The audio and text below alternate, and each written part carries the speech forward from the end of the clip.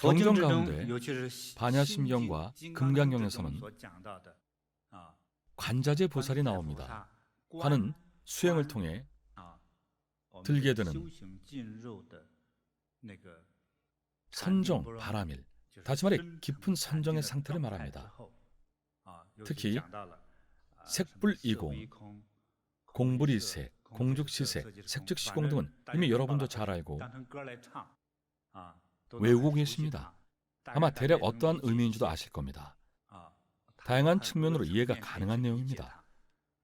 그리고 또 제가 말씀드렸던 무한계, 무의식계, 무한이비설신의, 무색수상행식, 무한계, 무의식계, 무안이비설신의, 무색수상행식의 뜻을 아십니까? 오늘 수업 내용이 조금 어렵습니다. 하지만 수행하시는 분들에게 큰 도움이 될 것입니다. 여기에서 말하는 무는 없다 혹은 부정형을 나타냅니다. 눈, 귀, 코, 혀, 몸, 의식, 느낌. 우리가 세상을 느낄 때 이렇게 오감을 사용합니다. 와, 이 도시가 참 아름답다. 거리는 깨끗하고 나무도 아름답다. 이곳은 춥지 않고 따뜻하구나. 이런 느낌. 공기가 참 맑구나. 봄이 오니 거리마다 향긋한 꽃내음이 가득하구나. 이는 후각입니다. 이 도시로 여행을 온 지 1년이 다 됐지만 싸우는 소리를 한 번도 듣지 못했어. 이는 청각입니다. 싸우는 소리가 없으면 고요할 것이고, 싸우는 소리가 들리면 피가 끓어오르거나 긴장합니다. 피가 끓어오른다는 것이 싸움을 한다는 의미는 아닙니다. 긴장을 하는 사람도, 미쳐버리는 사람도 있을 테죠. 일종의 느낌입니다. 그래서 이를 느낌을 받는다라고 합니다. 느낄, 각. 받을 수를 써서 각수, 느낌을 받는다라고 합니다. 각수라고 하죠. 부처님께서는 무각수라고 하셨습니다. 느낌이 분명히 있는데 어디서 없다고 하셨을까요? 이는 있고 희미하게 만들고 제거하고 개의치 말라는 뜻입니다. 아름답다고 느낀 것일지라도 많이 얻으려고 할 필요는 없습니다. 방금 말씀드렸듯이 와, 이 거리는 꽃너무 좋구나. 그래서 꽃향기를 과하게 맡으면 알러지가 생깁니다. 좋은 목소리를 들어야지 하다가 습관이 되면 나쁜 음성을 들으면 깜짝 놀랍니다. 좋은 음성도 나중에는 좋은지 모릅니다. 죄악의 소리라고 꼭 죄악인 것은 아닙니다. 좋은 것도 좋은 것이 아니고 나쁜 것도 나쁜 것이 아니라는 말은 아닙니다. 대략 그러하고 대략 그러하지 않다는 뜻입니다. 예를 들어보겠습니다. 초콜릿을 좋아하시는 분, 손 들어보세요. 좋습니다. 오늘 점심, 저녁 모두 초콜릿을 먹도록 합시다. 이 농담의 의미를 아시겠습니까? 맛있는 것이라고 꼭 많이 먹어야 하는 것은 아닙니다. 길가에 야생화를 꺾지 마세요 라는 중국 노래도 있잖아요. 엄청난 대가를 치르실 거예요 라는 노래도 있습니다. 예전에 제 이웃 중 한 사람이 길가에 아름다운 야생화를 꺾어왔습니다. 제게 가져왔는데 손이 시뻘겋게 부었더군요. 꽃들은 대개 자신을 보호하기 위해 독을 갖고 있습니다. 식물이라 움직일 수도 없고 싸울 수도 없고 소림사에 가서 무술을 배울 수도 없으니 독을 품어 자신을 보호하는 것입니다. 모르는 사람들은 와, 너무 아름답다 라고 하면서 꺾어다 집에 꽂아 놓습니다. 그 덕에 손은 퉁퉁 부어오릅니다. 도와줄 방법이 없었습니다. 아주 오랫동안 약 한 달 정도 걸려서 붓기가 빠지더군요. 엄청난 대가였죠. 물론 그렇지 않은 야생화도 있습니다. 하지만 내 것이 아닌 것은 가지려 하지 마십시오. 우리가 오감으로 느끼는 느낌을 내려놓으십시오. 내려놓으면 무엇이 좋을까요? 마음의 평정을 찾을 수 있습니다. 특히 남자들, 남성분들, 호색하니든 평범한 남자든 선녀와 같이 아름다운 미인을 보면 너나 할 것 없이 심장이 두근두근합니다. 영화에서 보셨죠? 여자들은 좀 다르더군요. 여자들은 멋진 남자를 보면 오 여우가 울듯 소리를 지릅니다. 콘서트에서 남자 아이돌이 노래를 하면 여자들이 죄다 여우처럼 소리를 질러대잖아요. 지난번에 한 회원이 손녀딸과 콘서트에 다녀왔는데 목이 다 쉬었더군요. 와, 말도 안 돼, 미치겠어. 너무 멋지잖아. 이 자리에 계신 여성분들은 그렇지 않겠죠. 멋진 남자를 봐도 고요한 물과 같이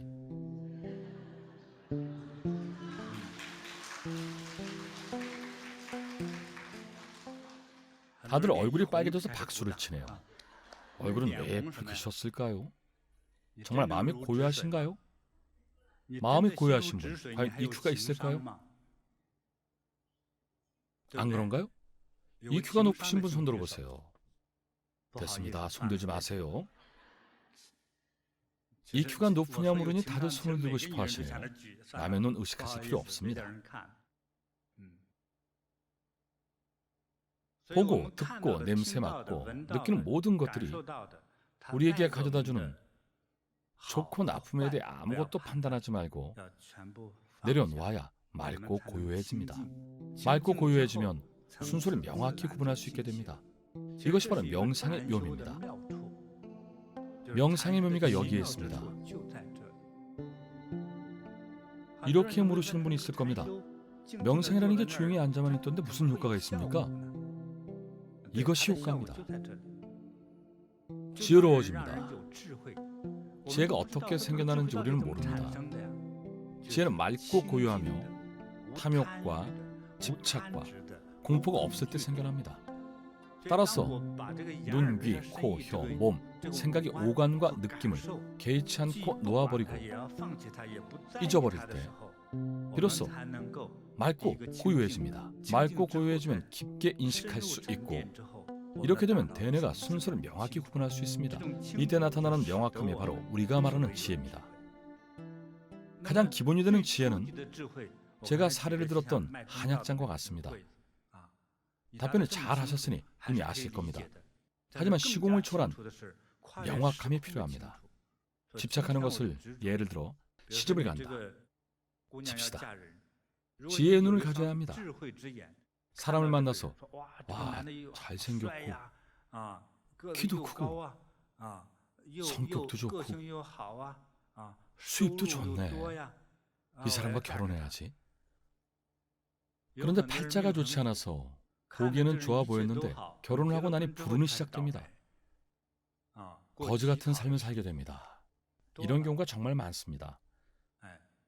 만일 나중에 빈곤해질 것을 미리 알았다면 결혼을 했을까요? 안 했겠죠. 그래서 이혼 경험이 있는 여성들은 생활 능력이 있는 사람이면 충분하다고 합니다.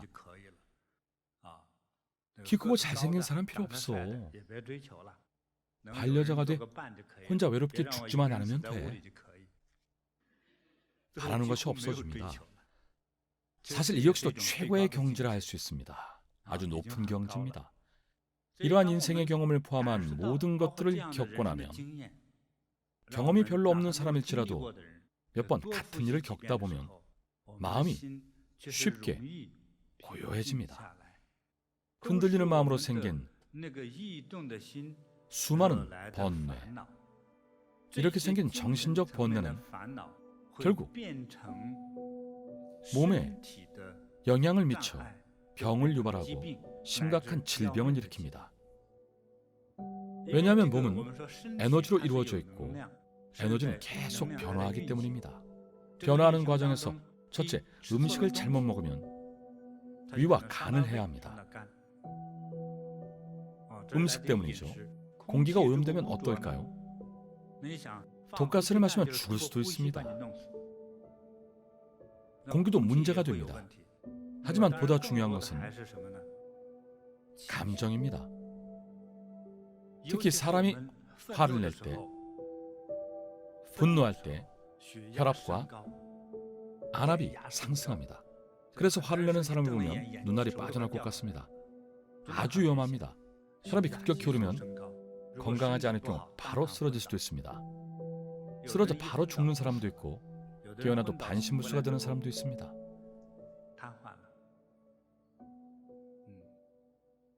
다들 아직 젊으니 상사병을 살펴볼까요?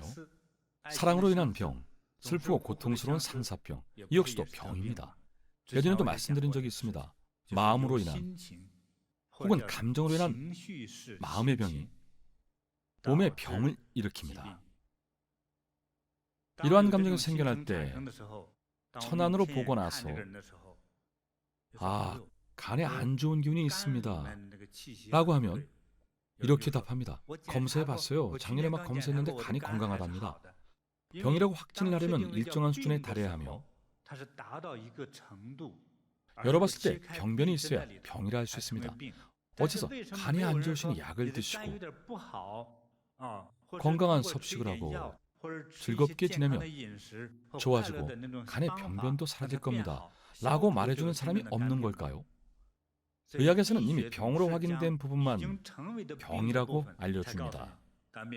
그래서 암은 거의 말기에 발견이 됩니다. 이미 악성 종양으로 변한 후에야 말입니다. 중국의 신의인 화타는 훌륭한 의사는 병이 생기기 전에 치료한다 라고 말했습니다. 아직 병으로 발전하지 않은 상태에서 예방을 한다는 말입니다. 누군가가 화타에게 물었습니다. 형님이 있으시다던데 역시 의술이 뛰어나시다죠? 그분의 의술은 얼마나 훌륭한가요? 제 형님은 진짜 신의입니다. 형님에 비하면 저는 속세의 의사일 뿐입니다. 평범한 의사라는 의미입니다. 왜 이렇게 말했을까요? 제 환자들은 모두 곧 죽게 생긴 사람들입니다. 병이 깊어지는 마지막 순간에 저를 찾아옵니다. 그러니 환자를 살려내기가 정말 힘듭니다. 예를 들자면 간암 말기가 되면 솔직히 암을 제거한다고 해도 사망에 이를 수 있습니다. 뇌암 말기가 되면 수술을 하든 안 하든 죽게 됩니다. 방법이 없습니다. 그런데 형님의 뛰어난 점이 무엇이냐면 문제를 미리 발견하고 약을 처방하거나 해야 할 일을 알려줍니다. 예를 들면 하루에 한 번씩 노래를 불러라, 춤을 춰라, 기공을 연마해라, 산에 가서 약재를 캐라, 재미있는 문화활동을 즐겨라, 종합적인 치료법을 제시해서 나쁜 병의 발생을 사전에 예방하는 것입니다. 이것이 바로 형님이 훌륭한 이유입니다. 얼마나 훌륭한가 하면 그에게 살려달라고 찾아오는 사람이 없습니다. 모든 병을 사전에 예방해 주니까요. 그러니 오늘 이러한 이야기를 듣고 개념을 이해하셨다면 지금부터 질병을 예방해야 합니다. 질병을 예방하려면 이를 위해 늘 부드럽고 밝은 마음을 유지하십시오. 몸의 안팎이 밝아져야 몸의 광명을 얻은 것이고 마음의 광명을 얻으면 곧 몸도 광명해집니다. 각수와 느낌들을 내려놓으면 청정함을 얻을 수 있고 의식이 광명해지면 지혜를 얻습니다. 따라서 식광명, 의식의 광명으로 큰 지혜가 생깁니다. 그렇다면 큰 지혜는 어디에서 생기는 것일까요? 또 한 번 크다라는 말이 나왔네요. 조금 전에 큰 마음에 대해 이야기했습니다. 큰 마음은 별거 아닙니다. 생각과 정신의 시야가 넓고 큰 것, 이를 큰 마음이라 합니다. 그렇다면 큰 지혜란 무엇일까요? 맞추셨나 모르겠네요. 바로 대자대비입니다. 대자대비한 마음을 품어야 탐욕의 불을 끌 수 있고 예민할 수 있는 모든 것, 눈, 코, 귀 등의 오간을 유혹하는 것들로부터 벗어날 수 있습니다. 어째서 영화는 대부분 싸우고 죽이는 내용일까요? 아십니까? 죽는 게 누구든 재밌지 않습니까? 현실과 다르니까요. 20여 년 전에 어떤 분이 저에게 이런 질문을 했습니다. 선사님, 홍콩에 가서 누구 병 좀 봐주세요. 안 갈 거네. 왜요? 무섭네. 뭐가 무서우세요? 영화를 보니 홍콩은 조폭들 천지더군. 오늘 여기 홍콩분이 있습니까? 여러분도 조폭인가요? 나중에 홍콩에 가보고 놀랐습니다. 길을 물었더니 직접 호텔까지 데려다 주더라고요. 혹시 조폭 아니신가요? 제가 무슨 조폭이에요? 당시 홍콩 영화는 다 조폭 영화였습니다. 도대체 홍콩에서는 왜 조폭 영화만 찍은 걸까요? 현재 홍콩 영화 가운데 우리 기억에 남아있는 영화들은 다 조폭 영화지 않습니까? 왜일까요? 그렇다면 미국 사람은 다 살인마고 영국 사람은 다 007인가? 영국 남자는 다 잘생기고 싸움도 잘하는 호색한인가요? 아니겠죠. 영화를 제작할 때 때리고 죽이고 사랑해야 다들 보러 오니까요. 이런 스토리가 있고 무섭고 자극적인 화면이 있어야 다들 돈을 내고 자극을 즐기러 옵니다. 가짜인 것은 알지만 보고 싶어 합니다. 이러면 고통이 따라옵니다. 줏대도 없이 보고 흉내를 냅니다. 하지만 능력은 모방할 수 없습니다. 007을 보고 나서 남자 아이들이 죄다 007 흉내를 내다가 지나가던 관자들한테 맞아 멍이 듭니다. 007 흉내를 낸 사람은 무조건 패줍니다. 어려서 칭하이에 살 때 친구 녀석이 무술을 배웠습니다. 초급반이었는데 머리를 성룡처럼 길렀습니다. 여자 같은 성룡의 단발머리를 다들 기억하시나요? 마치 지푸라기를 얹어 놓은 것 같은 모습이었죠. 당시 무술하는 애들은 다 그 머리 스타일을 했습니다. 바지땅과 소매도 반쯤 걷어 올렸습니다. 당시 성룡의 무술 영화에서는 다 그러고 다녔거든요. 어느 날 오른쪽 눈은 퍼렇게 멍이 들고 코피를 흘리며 나타났습니다. 무슨 일이야? 애들 여럿이 때렸어. 벽돌로 때렸어. 왜? 네가 시비 걸었어? 아니, 내가 무술이는 줄 알았대. 너도 무술 배우잖아. 맞으니까 까먹었어. 영화가 가져온 재앙이었습니다. 앞으로는 치장할 때 조심하세요. 영웅혹을 흉내내지 마시고요. 가장 높은 경제의 사람이라면 거북이로 치장을 할 것 같습니다. 방어 효과가 클 테니까요. 등에 커다란 솥단지를 메고 멋지지 않습니까? 뒤에서 암살을 시도해도 다치지도 않을 겁니다. 머리에는 오토바이 탈 때 쓰는 헬멧을 쓰세요. 아주 괜찮을 듯 싶습니다. 얻어맞지도 않고 독살도 안 당하고 잡혀가지도 않을 겁니다. 우리가 마음속에 아는 것이 부족하고 보다 높은 경제에 이루고자 하는 바람이 부족하면 자극적인 것을 찾게 됩니다. 영화는 여러분을 홀리지 않습니다. 여러분의 마음에 집착하는 겁니다. 마음의 집착입니다. 그래서 포스터를 보거나 예고편을 보고는 와, 재밌겠다 라고 하면서 자극을 찾아 티켓을 사는 거죠. 저는 영화를 보면 화가 납니다. 영화 보러 갈 때는 옷을 더 챙겨갑니다. 무섭고 춥기 때문인데요. 이게 무슨 고생입니까? 살도 찝니다. 영화를 볼 때면 늘 커다란 팝콘도 같이 사서 와자하고 하자. 그러다 비법을 찾았습니다. 영화를 볼 때 잠을 자는 거죠. 조명도 어둡고 특히 저는 자극적인 환경 속에서 잘 잡니다. 어려서부터 혼란 속에서 고요함을 찾는 방법을 익혔습니다. 너는 싸워라. 나는 잔다. 저의 비밀을 여러분께 고백했네요. 진정 맑고 고요하고자 한다면, 광명과 지혜를 얻고자 한다면 의식이 광명해져야 합니다.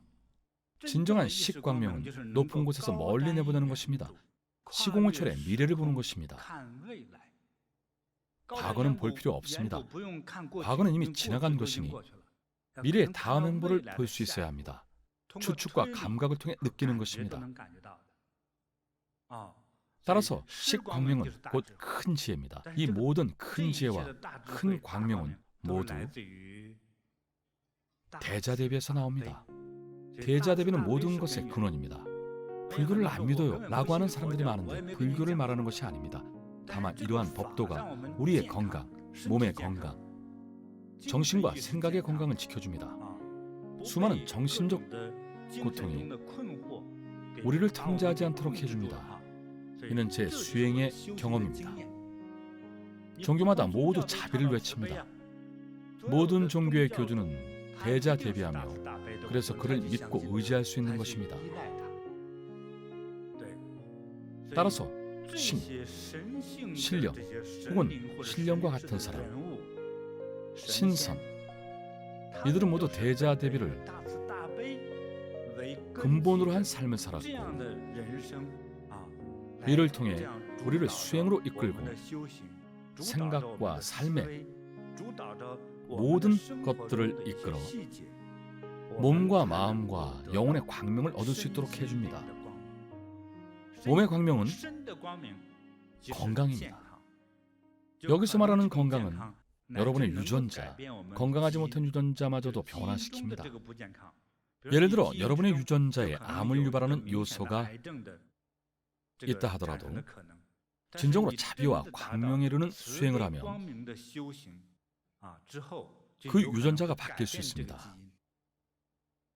인간의 몸속에는 무수히 많은 치명적인 유전자들이 잠재되어 있습니다. 그것이 폭발해 드러나는 것은 인연에 따릅니다. 인연이 무엇일까요? 예를 들어 유전적으로 손의 피부가 쉽게 손상되는 체질인데 옷을 빨 때도 손을 보호하지 않고 평소에 핸드크림도 안 바르는 사람이 있습니다. 그런데 또 엄청 깔끔한 성격입니다. 이래서 많은 여성들이 습진으로 손을 망칩니다. 타고난 피부가 좋지 않아 약하고 예민했기 때문이죠. 하지만 수행을 하면 피부에 항체가 생기면서 섬세한 변화가 나타납니다. 방법은 사실 여러분의 정신에 있습니다. 오늘 제가 방법을 가르쳐 드렸습니다. 자비입니다. 광명의 광, 이 빛은 어디에서 올까요? 자비에서 오는 빛입니다. 화를 내는 데서 오는 게 아닙니다. 사람이 화를 내면 분노에 불길이 일어납니다. 그러면 안 됩니다. 화를 내면 지혜를 얻을 수 없습니다. 그러면 어떻게 수행을 해야 할까요? 오늘 이 자리에서 개념을 잘 이해하신 후 앞으로 염불을 하든 대광명수주법을 하든 반드시 스스로 나는 자비롭다라고 생각하십시오. 스스로 생각할 때 나는 탐관오리고 나쁜 사람이고 나쁜 일도 많이 했었고 조폭 두목이라 할지라도 상관없습니다. 우선 나는 자비롭다라고 생각하십시오. 진짜 조폭 두목은 정과 의리 없이는 될 수 없습니다. 그렇지 않으면 부하들이 죽였겠죠. 이런 사람들은 의를 추구합니다. 조직에서 우두머리 역할을 하는 사람은 의를 중요하게 생각합니다. 여기서 말하는 의는 무엇일까요? 어쩌면 그 자신이 생각하는 일종의 공정함, 평등함, 올바른 이념일 겁니다. 그렇게 부하들이 따르는 것입니다. 따라서 자신이 자비롭든 아니든 상관없습니다. 자신이 자비롭다고 생각해 보세요. 생각에서 시작됩니다. 그러면 우리 몸속 세포 안에 씨앗을 심을 수 있습니다. 자비의 씨앗을 말입니다. 지금 제 법문을 듣고 나면 이어서 연부를 할 겁니다. 법문을 들을 때 나는 광명이다라고 생각하세요. 잠시 후 연부를 할 때 생각하십시오. 나는 자비롭다. 나는 광명이다. 좀 더 구체적으로 나의 피에는 자비와 광명이 깃들었다라고 하십시오. 앞으로 광명이라고 말할 때는 자비의 개념이 포함된 것입니다. 나의 머릿속 세포는 광명이다. 아픈 나의 관절은 광명이다. 아픈 치아도 광명이다. 지난 나의 번뇌도 광명이다. 내가 가장 싫어하는 그 사람도 광명이다. 그렇습니다. 이렇게 생각하십시오. 난 병들었는데 어쩌지? 라는 생각은 하지 마세요. 가장 좋은 방법을 알려드렸습니다. 광명의 관상입니다. 그리고 연부를 하고 다란이를 외우는 나의 목소리는 광명이다. 빛이 난다. 지금 여러분은 제 법문을 듣고 있습니다. 스스로 몸이 깨끗하고 투명하고 광명이 깃들었다고 생각하십시오. 모호하게 생각하셔도 상관없습니다. 구체적으로 생각해도 좋습니다. 구체적일수록 더 좋습니다. 해부학적인 그런 것 말고 투명하고 광명으로 밝은 자신, 그러한 몸을 생각해 보십시오. 쉬우면서도 심오한 이 방법으로 수행에 깊은 경지에 들면 비로소 건강과 지혜를 얻을 수 있습니다. 대자대비한 마음을 품어야 탐욕의 불을 끌 수 있습니다. 대자대비는 몸과 마음과 영혼의 광명을 얻게 합니다. 그러니 자비와 광명의 생각을 늘 유지하십시오. 그럼 앉은 자세를 바로 잡으세요. 이제는 필기할 필요가 없습니다. 가장 올바른 방법은 잠자지 않는 것입니다. 어젯밤에 너무 피곤했어요. 어제 잠을 제대로 못 자서 앉으면 바로 졸리는데 어쩌나요? 라고 하는 분들이 있습니다. 방법을 알려드리죠. 눈을 뜨고 연부를 하세요. 눈을 떠도 졸린데 어쩌나요? 그럼 무릎을 꿇고 하세요. 절대 졸지 마십시오. 수행을 하면서 조는 것은 우리가 배운 단어가 있죠? 두 글자, 혼침. 기억하세요. 혼침입니다. 머리가 멍하고 눈이 가물가물한 상태입니다. 깊이 잠든다는 것은 무겁게 가라앉는 것이며 몽롱해지는 것이고 어두워지는 것입니다. 그러면 효과가 떨어집니다. 약간의 효과는 있지만 맑고 깨끗한 상태에 비해 크게 떨어집니다. 맑고 깨끗한 상태에서 가장 효과가 좋습니다. 그러니 흐려지지 마십시오. 또한 반드시 광명을 얻은 몸과 광명을 얻은 마음과 광명을 얻은 의식을 관상하십시오. 신어의까지 더하면 광명의 언어도 있습니다. 오늘 우리가 염송하는 연불과 다란이, 심지어 가족이나 친구에 대한 칭찬 한마디까지 자비의 광명을 생각하며 말하십시오.